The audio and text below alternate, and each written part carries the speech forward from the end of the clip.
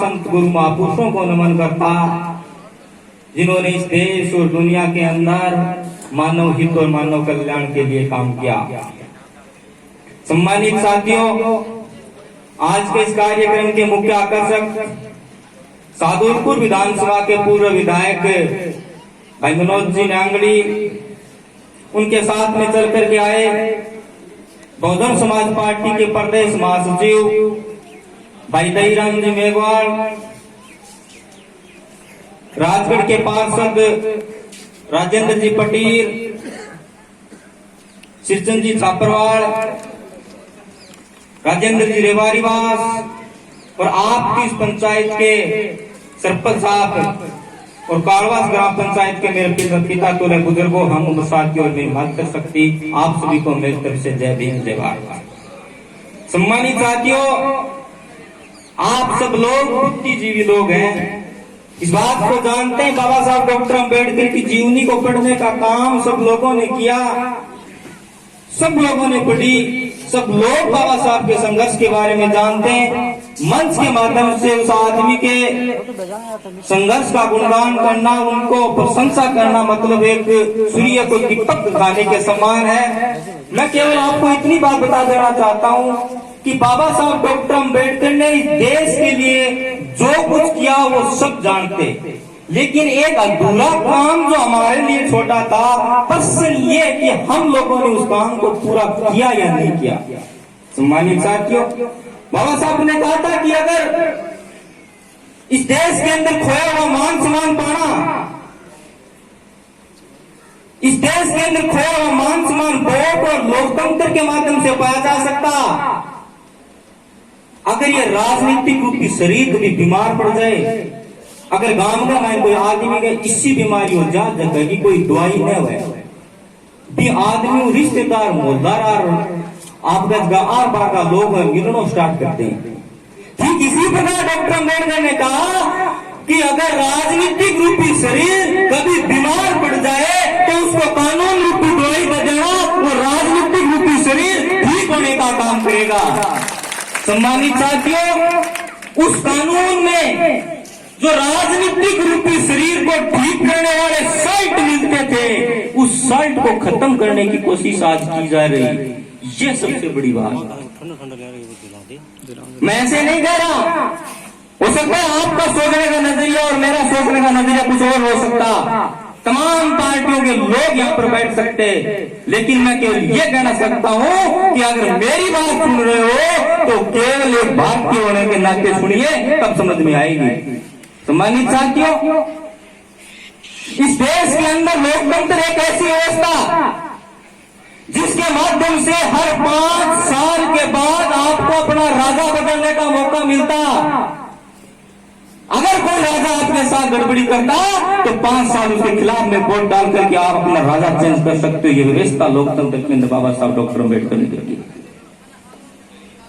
लेकिन समस्या उत्पन्न यह होगी, क्या कोई आदमी कह सकता है क्या वोट पे कोई जीतते है? कोई गांव में मान 500 वोट बटे 1500 पोल हो, क्या कोई बता सकता है कि झारखंड आया?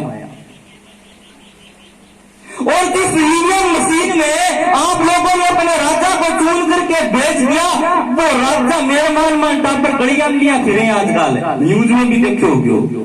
ये सबसे बड़ा बड़ा सम्मानित साथी बाबा साहब डॉक्टर अम्बेडकर की कई हुई बात को याद करना, जिसने कहा था कि मैं इस कारवां को यहां तक लेकर के आया हूं, यह नहीं जानता मैं कितनी कठिनाइयों के बाद ये लेकर के आया हूं। मेरे समाज के लोगों, देश के तो इसे आगे बढ़ाना, अगर आगे नहीं बढ़ा सके तो इसे पीछे मत जाने देना। आज कारवां पीछे गया, सवाल ये क्यों गया? ये सवाल मुझे तड़पता रहता कि आखिरकार वो कौन सा कारण था जिसकी वजह से आज बाबा साहब डॉक्टर अम्बेडकर का लिखा संविधान खतरे में है, देश का लोकतंत्र खतरे में है। आप कोई आदमी ये नहीं कह सकता कि मैंने उस आदमी को वोट दिया, वो आदमी चुनाव जीतेगा। क्या कारण है? कारण ये कि लोकतंत्र को खत्म करने की कोशिश की जा रही है। सम्मानित साथियों, अच्छे आदमी को जिस तरीके से संस्कृत में बोलने का कहा गया था।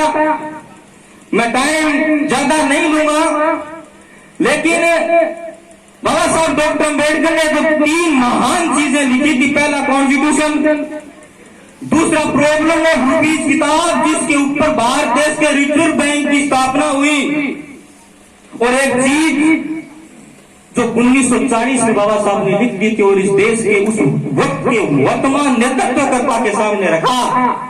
उस किताब का नाम था थॉट्स ऑफ पाकिस्तान, पाकिस्तान पर विचार। 1940 में लिखा और उस किताब में लिख दिया था कि वर्तमान की आपकी नीतियों को देखते मुझे ऐसे लगता है कि पाकिस्तान अलग होगा।